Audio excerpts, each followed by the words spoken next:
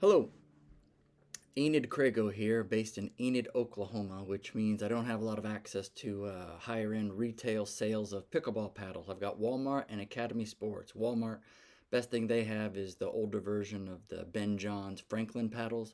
And then Academy's got a lot of beginner paddles and some mid range paddles, not a lot of variety. So anytime I'm going to have to upgrade a paddle, I'm going to have to upgrade through ordering online.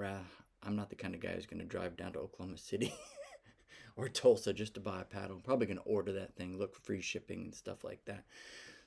I watch a lot of pickleball, so I keep a running tally of a few paddles I would like to try. In this video, I'm just going to tell you about some of the paddles that are on my radar, and full disclosure, the links that are in the description are Amazon affiliate links, so I might get a kickback if you decide to buy any of those paddles that I link to.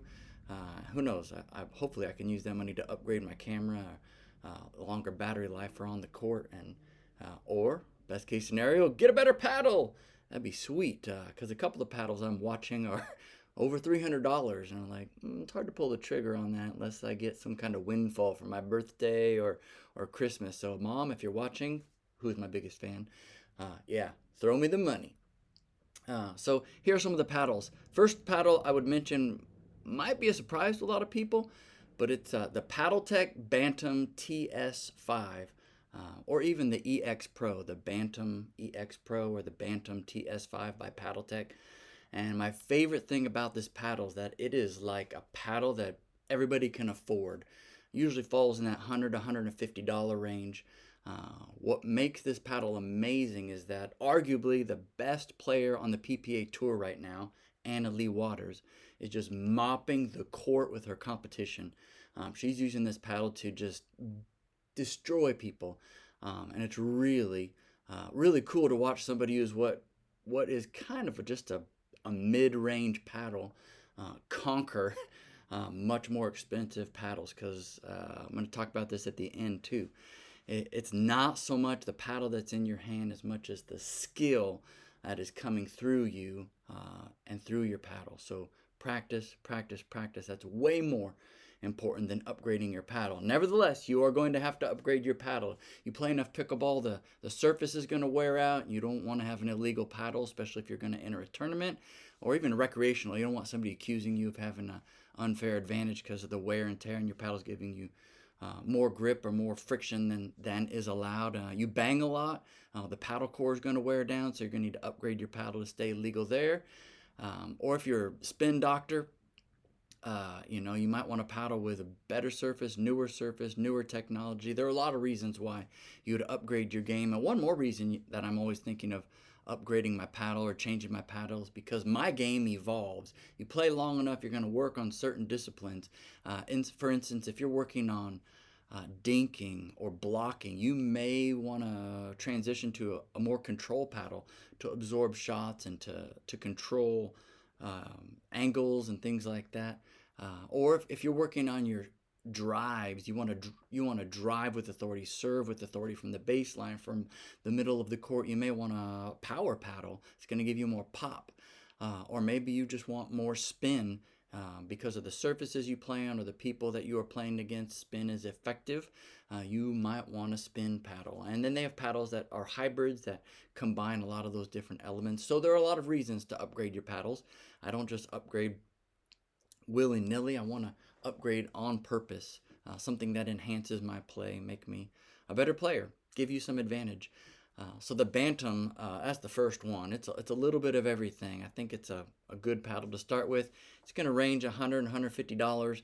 Shop around, look for a good deal. And there are other pros that use PaddleTech paddles, so there's some good choices there in their product line. I've used the Tempest Wave. I've used the Bantam, the original Bantam, and I've played with the Phoenix before. So those are all mid-range paddles. Good place to start. And I wouldn't be opposed to going back to those too. The next paddle on my list, probably no surprise to most people, is the Eula Perseus, being rocked right now by Ben Johns. This is a high-end paddle, so I'm going to need some birthday money and Christmas money to roll in, hopefully for my mama. She's my biggest supporter. Thanks, Mom. Before I pull the trigger on that bad boy. Now, I'm also watching Ben John's older paddle, the Hyperion. I'm hoping that kind of goes down in price to be more affordable, fit my budget a little bit better. So, links to both those paddles are going to be in the description. And Ben's brother, Colin, also has a new paddle from Eula, the Scorpius. And you'll notice the shape on the Scorpius is a little different. It's a little squattier, a little wider than the Perseus. This is, I think, because Colin is so good at defense.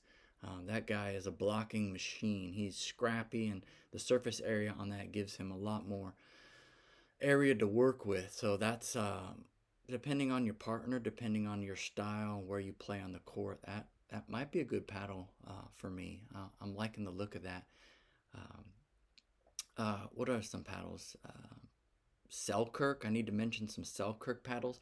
Tyson McGuffin and Catherine Parento are having a lot of success with the Selkirk Power Air series. The thing I like about Selkirk, they have a lot of variety in colors and shapes and styles and cores. They are really innovating a lot of good looking paddles for a variety of players. So they are definitely on my radar. I was holding a Power Air last night, and it felt different, sounded different, different pop, different feel, and I liked it. Definitely a good alternative. Yeah, I've had a Selkirk Invicta in the past, the Tyson McGuffin version. I really liked it. I like that elongated shape. It's kind of a little more of a blade paddle, and I would consider that if the right price rolled along at the right time. Last on my radar are some Onyx paddles. Matt Wright and Lucy Kovalova are using, they're sponsored by Onyx. So Matt Wright is using the Onyx Evoke Premier Pro Raw Carbon. What a, that might be wrong, but it's a mouthful. It's their newest carbon faced paddle, and I like the idea of a carbon face holding its friction level a little longer than maybe a graphite or a fiberglass paddle or a spray-on coating. I'm hoping to see how that works. Personally, right now I'm experimenting with a Legacy Pro for that T700 carbon face, and I haven't played with it long enough to give any really solid feedback on length and durability and how it's going to handle wear and tear. But so far, I like it. But it's a new paddle, so we'll see how it holds up. And that's why I would, if I do like it, that carbon fiber Onyx would be a good choice. And then Lucy's using the Mayhem by Onyx, and that's a solid looking paddle as well. So I would consider that. And all these paddles that I'm mentioning and providing links to in the description, they're ranging from $100 to $330. So do your homework, look for affordability, see what fits. If you got money to burn, yeah, try the high end paddle. If you're improving on a budget, settle in with the $150 paddle. And last thing, if you're willing to drop that much money, over $100 on a paddle, you should also consider dropping $100 on 3 or 4 private lessons to improve the skill behind the paddle. You need to be working on your playing on purpose, not just getting out there. You're not going to improve quickly if all you ever do is play.